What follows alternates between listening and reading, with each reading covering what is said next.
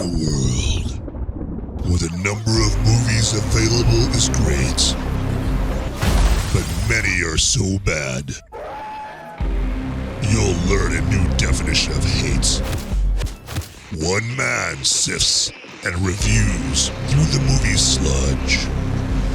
One man will be the movie cop, jury, and judge. He goes by many names, but you know him by Movies Merica.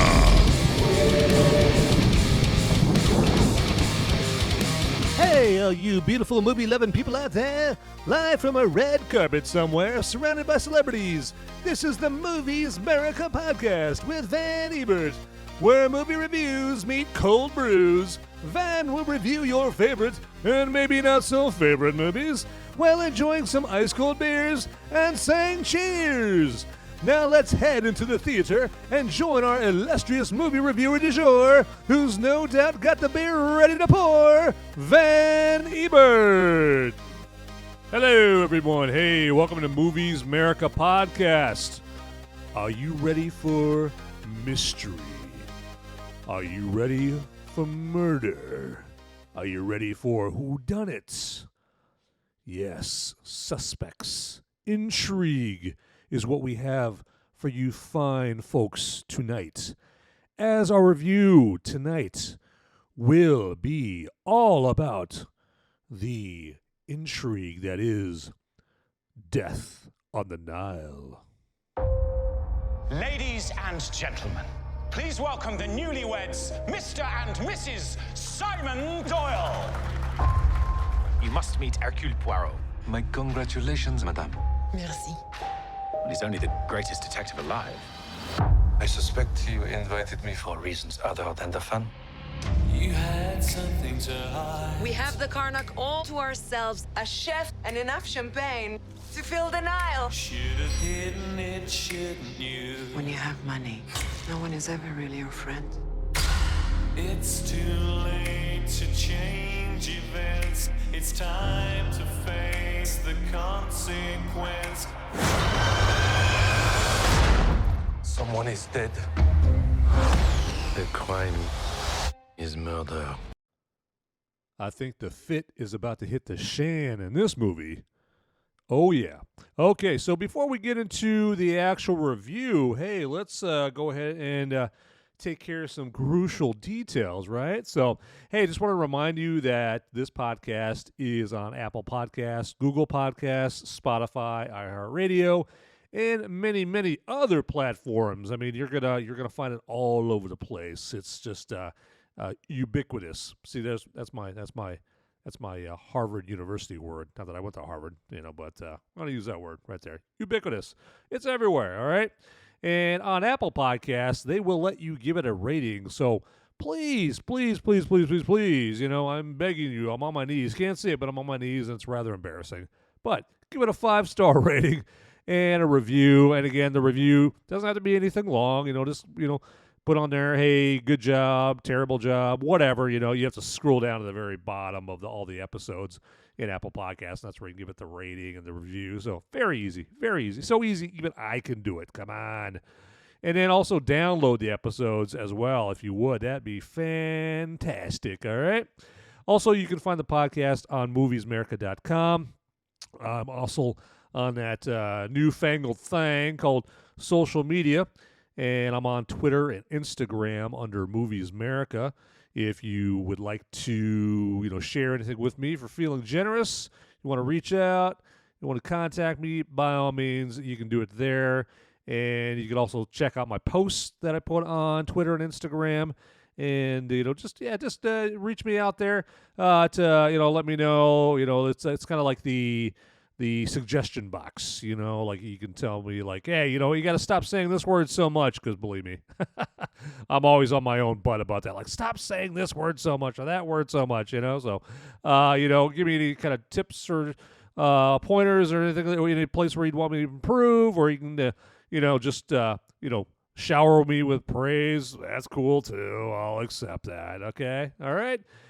And so that covers all of that right here. Now, I will let you know that I do drink a beer in every episode here, but I am doing this fitness program actually called Hard 75. And one of the things that you can't do for 75 days is alcohol. Wrong. No alcohol. You can't have it. That's a no-no. So I know I got to discipline myself for 75 days of no alcohol. So the next few episodes will be beer-free. But, hey, it'll be interesting to see how it goes. But I'm sure I will pick up on that after the 75 day. I'll be on it. I'll be on the beers on day 76. Believe me. Okay, so hey, let's get right into the Death on the Nile review. Okay, yeah, that's the meat of the episode, right? I want to give you what you want here, because that's what I'm all about. I'm all about audience pleasure, So I want to give you what you came here for. And so, Death on the Nile, yeah, it is the latest adaptation of an Agatha Christie novel. And Agatha Christie is this, very famous mystery writer, and she did other novels like Murder on the Orient Express, stuff like The Evil Under the Sun, other books there. And so this, and her main character here, and I always butcher his name, it's spelled like Hercule Poirot, but they always say Hercule Poirot or Hercule Poirot. Yeah, something like that. Anyway, so I know I'm an ugly American. I have no culture. I can't pronounce foreign names. I'm embarrassed, but proud to be an American. All right, but yeah, so that is the main character. He's the world's greatest detective. I'm sure if you ask Sherlock Holmes, he'd have something different to say about that. But yeah, this is the world's greatest detective in the world of Agatha Christie and her novels. And Kenneth Branagh is the established, distinguished actor that plays Hercule in this movie adaptation. And he did also as well in the 2017 movie Murder on the Orient Express.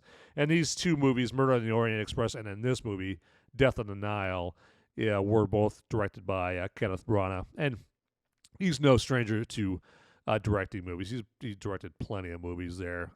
He directed like the first Thor movie, and directed a movie adaptation of William Shakespeare's Much Ado About Nothing back in '93 with Denzel Washington and him and Emma Thompson and Keanu back in '93. So yeah, he's directed a lot of movies, but you could tell he's definitely got a soft spot, a real passion for Agatha Christie novels, and yeah, he gives a really immersive,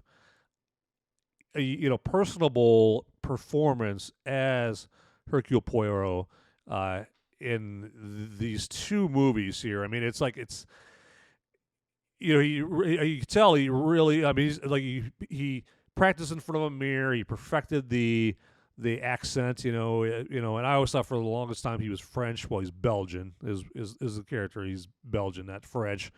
And, but from the accent, I could see like how people would think that he was French. But yeah, he is. Yeah, so he is a sympathetic character.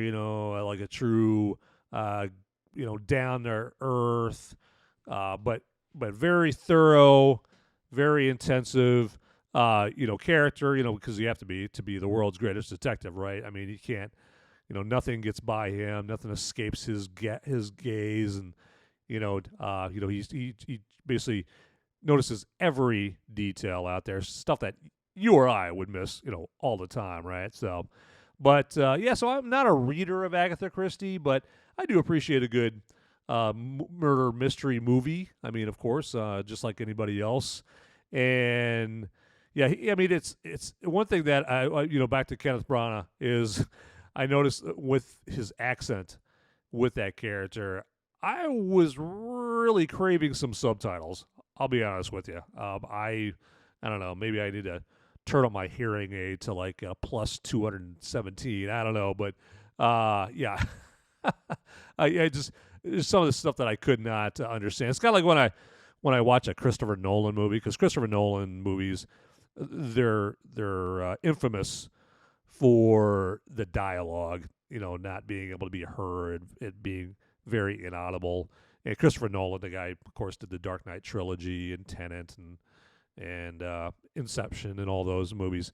He's outright said, like, okay, well, yeah, I don't concentrate on making the audio, the dialogue audible there. I sometimes I'd rather overpower it with the exterior noises like jet engines or cars or trains and the booming soundtrack. I want to drown out some of the dialogue with that, So it's kind of like that with Death on the Nile, where it's not really exterior noise. It's actually Kenneth Branagh's like really deep accent, and I found myself having some trouble understanding every word that he had to say. So when I watch it again, I'll watch it with the subtitles. Now I'm not gonna watch it again because I want to know who done it, right? I mean, because I've watched it once. Obviously, I know who done it, right? But I think I'll watch it again just to see if I can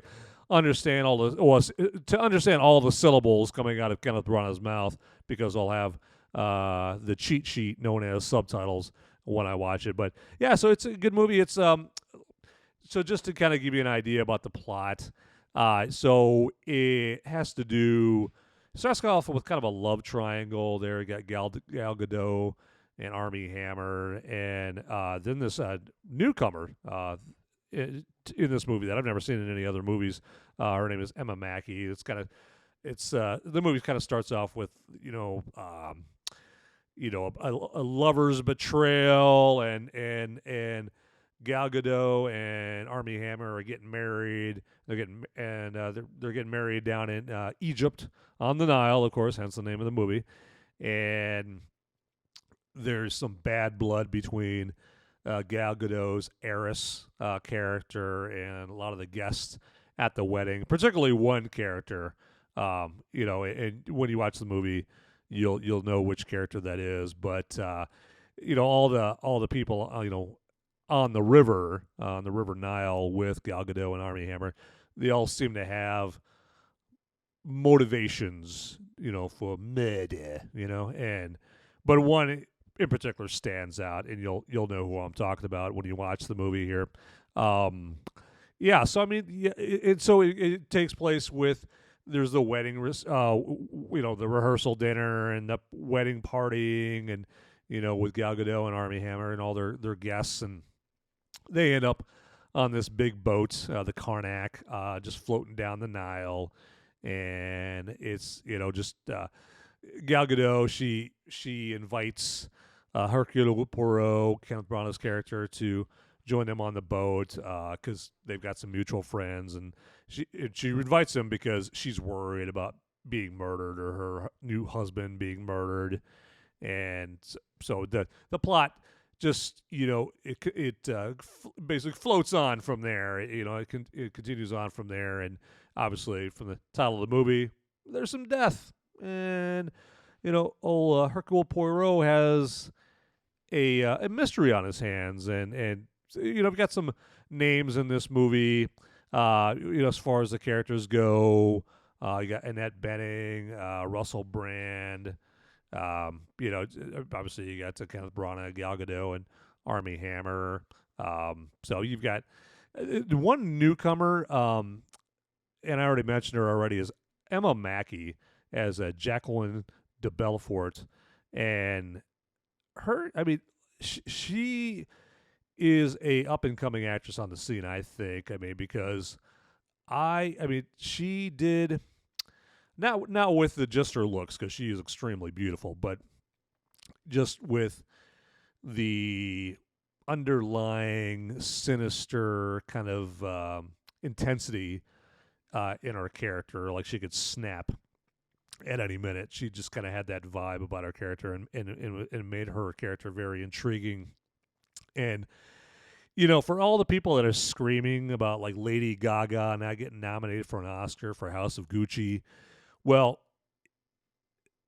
Emma Mackey, she does a much better job, I think, than Lady Gaga did in House of Gucci, of being this character of questionable morals and kind of sleazy and skeezy and just a bad vibe about him. Lady Gaga couldn't hold a candle to Emma Mackey in Death on the Nile, but so yeah, just check out Emma Mackey in this movie, and she's got a scene early on in the movie there. It's a dance scene with her and Armie Hammer, and there's the dance sequence, the way that they were dancing.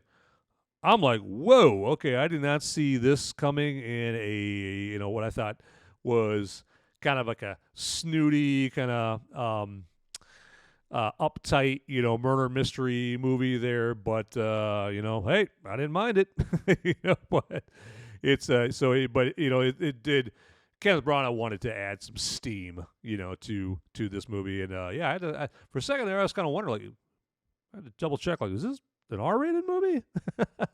So you'll know what I'm talking about when you watch the scene, but it proves to be necessary because they're trying to establish the passion and depth of emotion and attachment that a character has, and with that dance scene and actually, so, and Kenneth Branagh is there to see the whole thing, and as far as the dance scene goes, that kind of lights the fuse on the rest of the movie as far as the emotional stakes and animosities and hostilities that lead into the rest of the movie. But yeah, it's the movie in and of itself.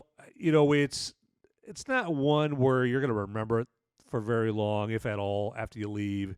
It doesn't really make a mental imprint. At least it didn't on me. It's just a good distraction for a couple of hours, and it just doesn't have that staying power. Like another recent murder mystery movie is Knives Out, right? The Rian Johnson movie with Jamie Lee Curtis and Don Johnson and Christopher Plummer, Ana de Armas, and Chris Evans. So that one came out a couple years ago, and that one actually stuck with me more than this one right here. That one was more intriguing. So if you're gonna put Knives Out and Death on the Nile in a Pepsi challenge, to be honest with you, I'll give me Knives Out every day of the week and twice on Sunday. So yeah, it's a good distracting movie. It's got a lot of the same tropes of most classical whodunit murder mystery movies. It's got the side eye glances and the sneers and the angry characters, each with a potential murderous motive and hostility and a mean streak towards the main characters. And so yeah, it definitely keeps you guessing in this movie, but yeah, it's not anything that it's just going to be earth shattering and make a home inside your brain afterwards. Not by any means whatsoever. So yeah, and one thing I liked about the movie is, and this is right at the beginning, is it gives you the origin story behind why Hercule Poirot wears his mustache the way he does. It's a flashback to his younger days, and I did find that fascinating. It's kind of the setting of the beginning of the movie, the origin story, beginning of the movie, the contrast between that and flash forward, 25 years or whatever, to 1937, because that's the year that this movie Death on the Nile takes place, is in 1937. And yeah, it's just it adds a layer of substance to this movie. And yeah, so at the beginning, it's the beginning of the movies when this origin story, and it just helps also establish Hercule Poirot's intelligence, and intellect under fire. So oh yeah.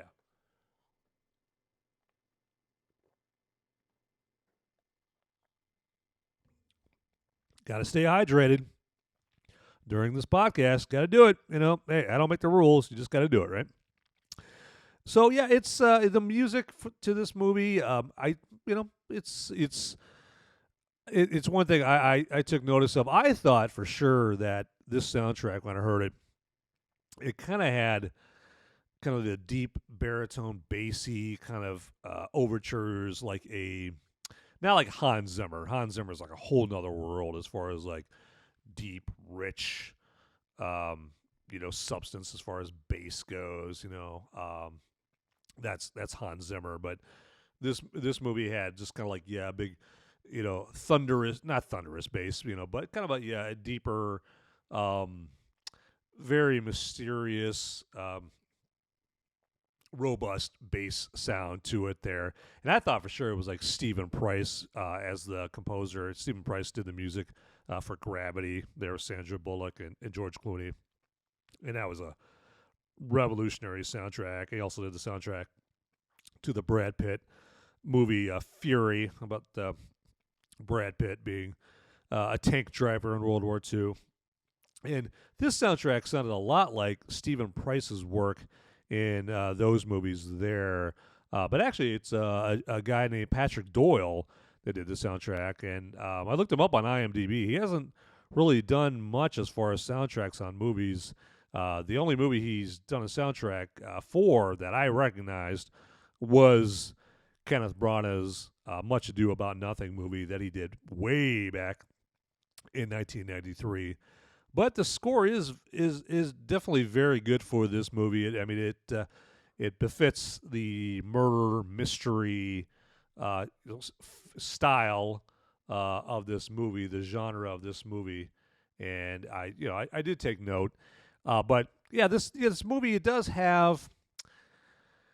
It's not like it doesn't have this bouncy candy corn kind of feel, fluffy kind of like lighthearted murder mystery feel to it. It definitely, the soundtrack helps, but it definitely has a lot of depth, or has some depth to it, and it's got does a good job at giving you that impending sense of danger, and where the stakes are high, the stakes are significant.